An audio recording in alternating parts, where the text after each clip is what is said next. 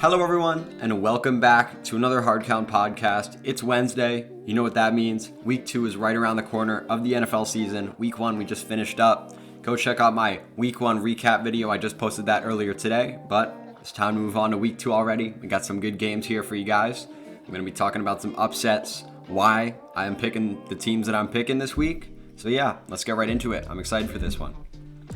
Thursday night, tomorrow, we've got the Bengals at the Browns. Bengals are 8.5 point underdogs, and I'm picking the upset. I've got the Bengals winning this one 20-19, and you know, I'm going against Vegas here. I think that the Bengals are arguably a better team than the Browns.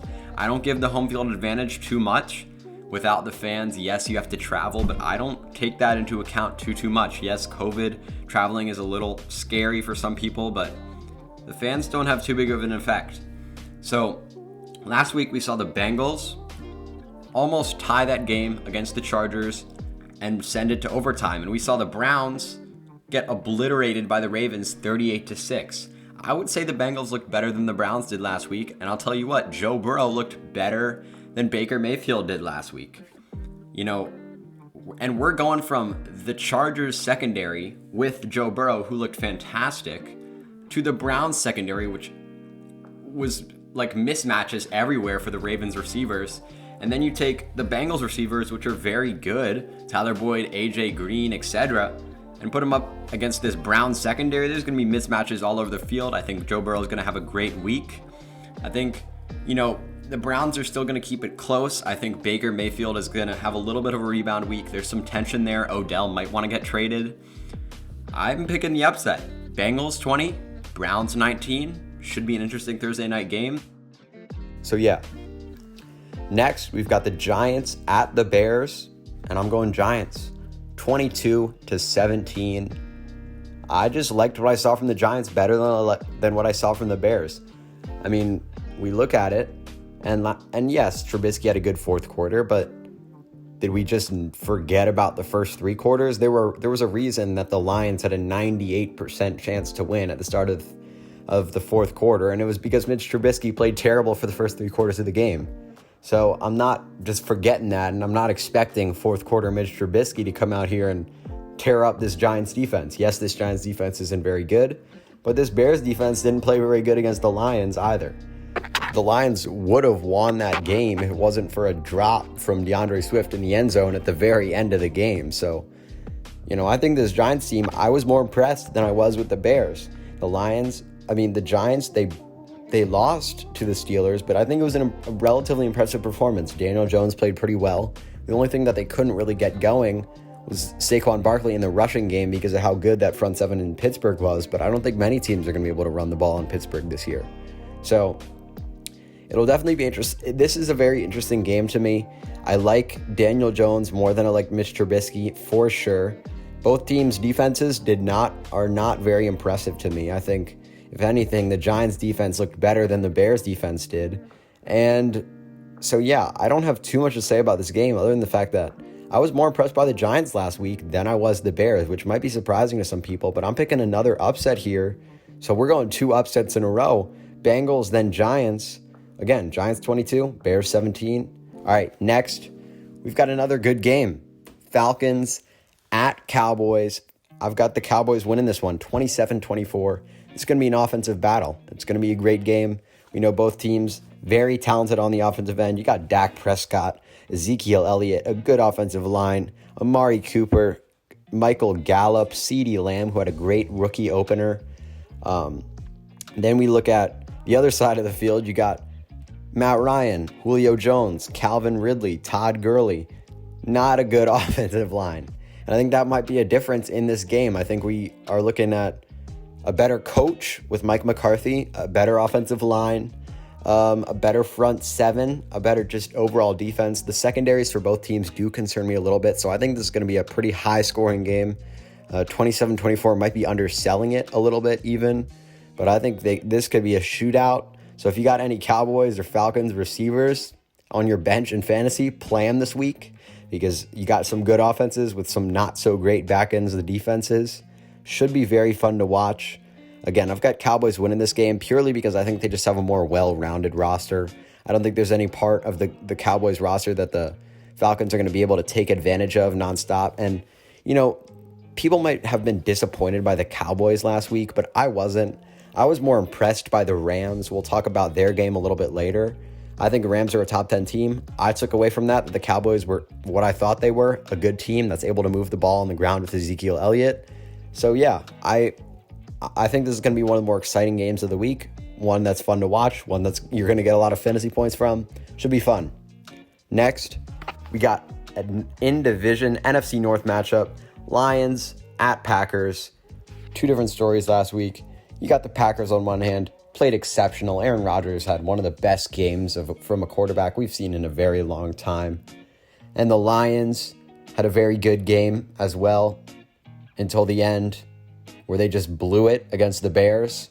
So we got one team that's riding high from last week and one that's disappointed from last week. It should be interesting to watch. We've got the Packers winning this one 26-20. Should be fun. Again, in-division matchups are always fun. I think we got the 5th best quarterback against the 6th best quarterback, so a very good quarterback matchup. The difference in this game to me just comes to the coaching and the defenses. I think we just look at it and you got just a better roster for the Packers. Again, 5th versus 6th best quarterback. Very decent pieces. You got Devontae Adams, Kenny Galladay, Marvin Jones. Should be fun to watch. Adrian Peterson on that Lions offense, who was clearly the lead back over Kerryon and DeAndre Swift. Sorry, Into Sports. But, I mean, it's a pretty talented game. Should be one that I'm excited to watch. But you look at it, and the Lions are missing their top 3 cornerbacks. They're just missing too much on that defense. It's not a good defense at all. And I think Aaron Rodgers is going to tear it up this week again. I think he's arguably the favorite to win MVP right now after that week 1 performance. And now he's playing this terrible Lions secondary. It should be very interesting. And then that's not the case so much with the Packers. They've got some talent in that secondary, much better secondary. And I don't think the Lions are being able to run it all over the Packers, take advantage of their weakness. So I just like the Packers more in this game. We'll see. Can the Packers establish themselves as a real top 5 team like they looked like last week? Or are the Lions going to do something about it? Are they going to really keep up with the Packers? We'll have to see. I'm excited for this game a lot. Next, we've got another division matchup. Jaguars at Titans. And Jaguars, they surprised some people last week, including myself. They beat the Indianapolis Colts, who I thought were a pretty good team. I guess not. Or maybe the Jaguars are just good. But I've still got the Titans winning this one 24-17. I think the Jaguars' luck runs out. Minshew mania runs out. Yes, Minshew had a good game, but look at the talent on the 2 rosters, and it's just not comparable. I mean, we just saw the Jaguars dumping off stars, and I thought they weren't going to come out with any effort. They actually ended up playing pretty decently against the Colts. So I'm not too concerned about them just tanking, not trying like the Dolphins were at one point last year. But I mean, everywhere on this Titans roster ever since Ryan Tannehill has gotten back has just been good, except for Stephen Gostkowski. Last week missed 3 field goals. That's not going to happen again. The Titans are going to win this game relatively handily. They're going to get up early, run the ball with Derrick Henry, and Minshew's finally going to feel that lack of talent on that offense. It's finally going to catch up to him. Yes, you got DJ Chark, but not a good offensive line, not really a second guy, not really a tight end, not really a run game. James Robinson is the starter there, but he's not a very good back at all. So, yeah, I just can't see the Jaguars coming out going 2-0. I have them going 3-13 this year. So going 2-0 would be a little surprising. I think Titans come out and just handle the Jaguars this week, 24-17. Next, we got the Vikings at the Colts. We're talking about the team that beat the Colts last week, the Jaguars, who aren't very good. And we just, before that, talked about the team that beat the Vikings. 2 teams coming off disappointing openers, I would say. Colts against Jaguars, Vikings getting obliterated by the Packers. I've got Vikings here, 26-19. I think Colts are overrated. Phillip Rivers, still turnover prone despite having a much better offensive line. We thought maybe the turnovers were as a result of the bad offensive line. It didn't look like it. He was still making bad decisions. He was still being his Phillip Rivers self of last year. And, the defense doesn't scare me at all. There's just not too much on that defense outside of Darius Leonard and DeForest Buckner. And, you got the Vikings, who disappointed last week, but that was partly as a result of the fact that Aaron Rodgers just played out of his head and made every throw possible. So I'm much more concerned about the Colts than I am the Vikings. Yes, the Colts are at home. And again, I said this earlier, I don't think it changes much. So I've got Vikings winning by a full touchdown here, and I've got confidence in this pick. So, yeah. Next, we've got Bills at Dolphins. Another division matchup here. AFC East. Bills rolled over the Jets last week, and I think they're going to beat the Dolphins again this week, 24-19. I don't think it's going to be as abysmal as the Jets game was last week. I mean, I think that score should have been much crazier than it was. 27-17 is not bad at all. It looked like a 40-10 game or something like that. But I think the Dolphins, they impressed me much more than the Jets did. They, especially on defense, they did a pretty good job against Cam and that Patriots offense, which is pretty difficult to do. That was looking like a really good offense in New England, and their secondary held up pretty well. And it's hard to stop the Patriots just in general. But they did a decent job. Their offense was a little bit concerning, but I think they're going to have to put up points, and they're going to do it this week. Devontae Parker will be back, we hope. Preston Williams should be good. Mike Gesicki. And Ryan Fitzpatrick is going to have some good weeks here and there. I think he's going to have a good week this week. But it's not going to be enough against the Bills. You got Josh Allen, who had a great week last week. Stephon Diggs, a good offensive line, a very good defense. Zach Moss, the starting running back. So it should be an interesting matchup. I think Bills are going to just easily beat the Dolphins, but, we'll have to see. Next, we got 49ers, Jets, and the line on this game is 4. The 49ers are favored by 4 points against the Jets team that was absolutely obliterated by the Bills last week. Are you serious? We're talking about that in my best bets tomorrow. I've got the 49ers winning 27-14. The Jets look like the worst team in football. And the 49ers, in my opinion, I see people moving them down to 10, 12 in their power rankings. It's still the 49ers. Yes, Jimmy G didn't play so well. Yes, the wide receiver group is hurt. And George Kittle too. And I think that offense is still a concern. But, just look at the defense. We saw what Buffalo's defense did with that offense of the Jets. It wasn't pretty. Sam Darnold had a 37 PFF grade. And the 49ers front seven is just going to be all over him all day, all night. Javon Kinlaw had a good game last week. And I just can't see the Jets competing with the 49ers at all. I think the 49ers are still a very good team. We look at it. You've got Kyle Shanahan versus Adam Gase. To me, that's worth 4 points alone. So, and not to mention, it's just a much more talented roster all around. I think the 49ers have a bounce back week from last week against the Arizona Cardinals. And I'm not too low on it because last year, the Arizona Cardinals competed with them. And the Arizona Cardinals are better this year than they were last year. So I'm not too concerned about it. I think it wasn't too outlandish to say that the Cardinals should have or could have won that game. So I think the 49ers just regained their focus this week against the Jets. Have a good game. 27-17, 49ers will win this one. Next, we've got one game that I'm very interested to watch, and that is the Rams at the Eagles. LA last week had a very, very good game. Very promising showing to me. And the Eagles did not. Originally, I had the Eagles as a top 5-6 team in the NFL. They look like a top or a bottom half team in the NFL last week against the Washington football team. But the Rams look like a top 10 team. They were getting the ball on the ground. They were running the ball. They got back to their identity in which I wanted them to see from 2018. Todd Gurley is gone. They were able to run the ball with Malcolm Brown. It was a good thing for the Rams. They were able to get the ball out to the receivers, Robert Woods, Cooper Kupp.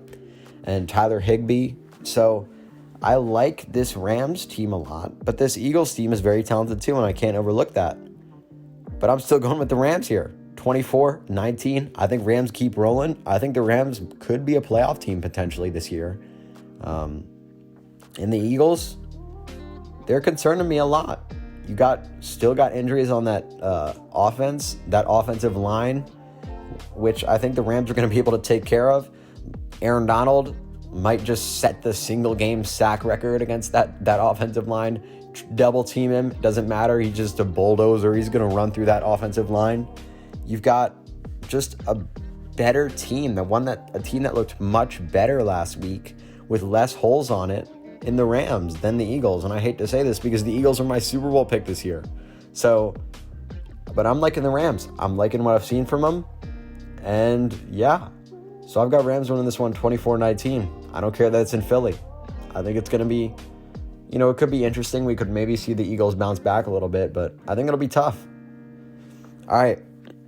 Next, we've got Broncos at Steelers. Another interesting one, an AFC matchup that I think we could see again later, maybe in the playoffs, because, I was not too convinced by the Broncos.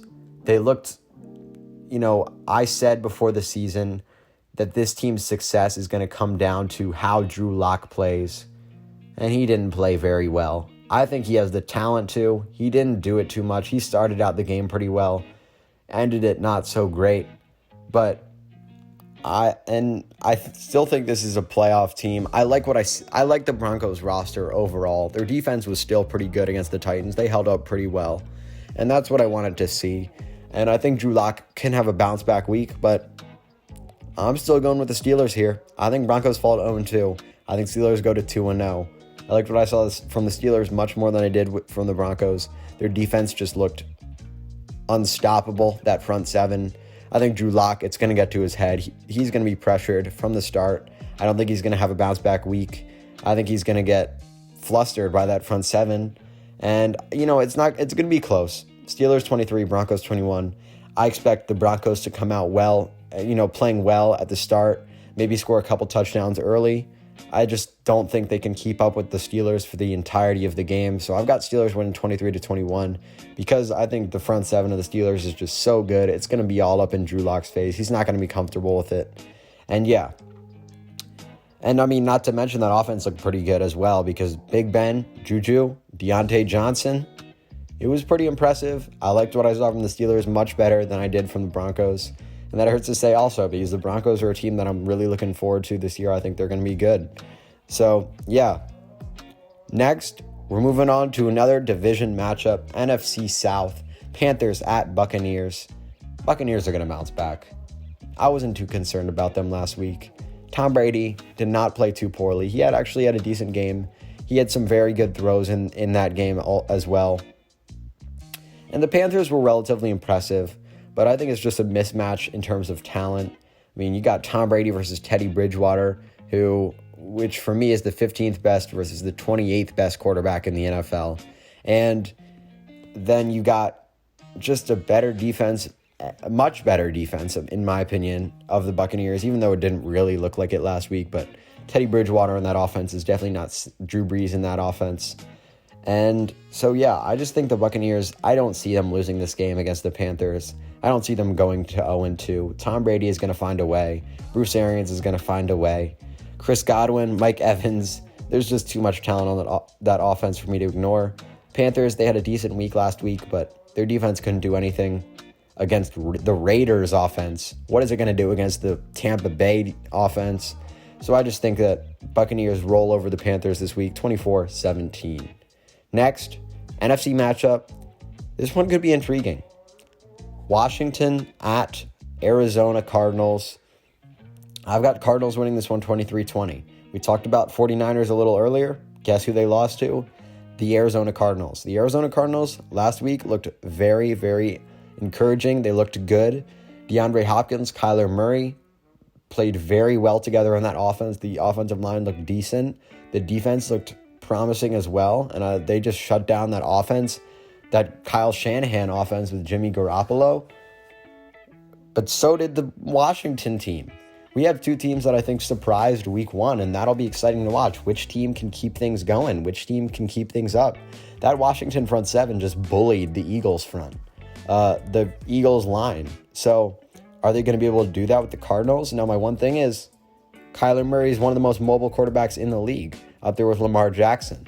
And so, yes, you got the front seven, but we've seen this with the 49ers, have an elite front seven. They struggle with mobile quarterbacks. It'll be interesting to see. Is that the same thing with the football team with their front seven? Are they going to struggle with mobile quarterbacks?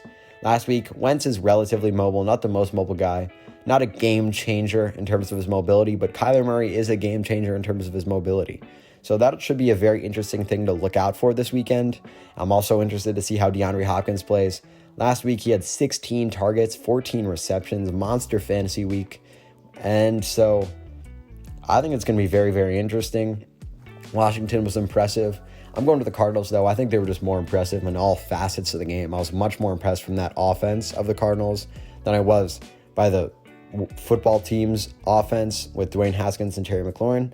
Now, I think that there is some upside on that offense with Dwayne Haskins, who hasn't unlocked his full potential nearly yet, and Terry McLaurin, who's borderline top 10 receiver in the NFL already. But yeah, should be a very interesting game, one to definitely look out for and see what team that had a surprise week one can keep things up. Next, we've got another divisional matchup, AFC West here, Chiefs at Chargers. I'm going with the Chiefs, 30-17.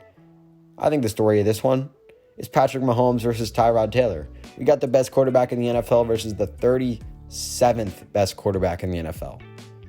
That doesn't sound like a very fair matchup to me. And yes, you've got the Chargers defense, which is good, but it doesn't matter how good your defense is. The Chiefs are going to put up points.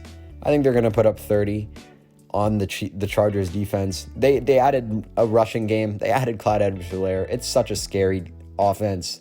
I don't think any defense is going to be able to stop it. And I think to beat the Chiefs, you're going to have to keep up with the Chiefs. I only think there's a few teams in the league that can do that. Chargers with Tyrod Taylor are definitely not one of those teams. I think it's going to be a big game for the Chiefs, not so much for the Chargers. 30-17. We might talk about this game in my best bets video tomorrow as well, not spoiling anything, but yeah. Next, we've got, I think, the second best team in football, the Baltimore Ravens against the Texans for, we saw the Chiefs play the Texans last week, and we're seeing the Ravens play them this week. That's a rough first two games for the Texans. They're playing the first two teams, or the best two teams in the NFL, and I think that they're going 0-2. Ravens 31, Texans 20. Last week, I guessed the game of the Chiefs-Texans, the score of the Chiefs-Texans game right. I think this one's probably going to be right also. You got Ravens just coming off an amazing week against the Browns.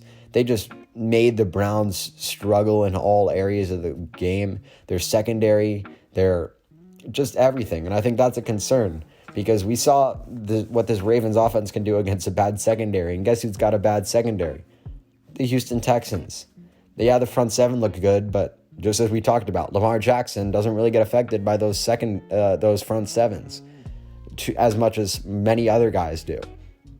And, I just don't see the Ravens stopping. I don't see them taking a break for Deshaun Watson, who really struggled last week. He had a bad game.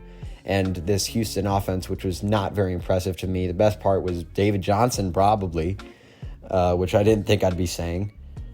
I just think it's too hard for the Texans to win this. I don't see it this week. I've got Ravens winning 31-20. Next, we've got Patriots at Seahawks. We got an upset here. I'm going Patriots 24, Seahawks 23. A lot of people are saying the Seahawks are a top 4 team, and I think they are. If we saw what we saw from last week from Russell Wilson and Pete Carroll letting Russell Wilson do his thing. But what I'll say is, I think the Patriots, they're a top 5 team. Yes, the Patriots have to travel to Seattle, but it's the Patriots. They do a good job on the road. So it's going to be a very, very close game. I think we're going to see Superman Cam Newton against Seattle with Russell Wilson. And I like Bill Belichick more than I like Pete Carroll. I like the defense of the Patriots more than I like the defense of Seattle. And I think the offense, what we saw last week from the New England offense, was very, very promising. So, I think this is going to be the best game of the week. I think I'm most excited to watch this game this week. Patriots at Seahawks. Can the Patriots do it again with Cam? And can Russell Wilson stay his MVP self? We'll see on Sunday Night Football. And that's the most exciting game of the week for me, and that's an upset. Patriots are going to beat the Seahawks. Next, we've got our Monday Night Football game. Not one that I'm as excited about nearly. Saints at Raiders. Saints are winning this one 30-22. Last week, we saw the Raiders and Panthers game, and the Panthers put up 30 points on the Raiders defense. I think the Saints are going to put up a lot too. They're going to score 30 on the Raiders defense with ease. Damon Arnette, their first-round pick, was burnt many times. And, I'm a little concerned because we know Michael Thomas is out with an injury. I still think that the Saints offense is going to be productive. They got Emmanuel Sanders for a reason. This would have been a disaster last year. They've still got Alvin Kamara. They've still got Jared Cook. They've still got a very good offensive line. So I'm not too concerned. Yes, the Michael Thomas loss definitely hurts their offense, but they're still going to drop 30 on the Raiders. It's the Raiders defense. They really struggled last week.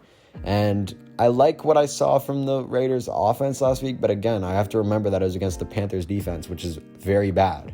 So, I just can't see the Raiders keeping up with the Saints in this game. I think it's going to be not a blowout. I just don't think it's going to be close at all game. So, yeah. Those are my week 1 picks.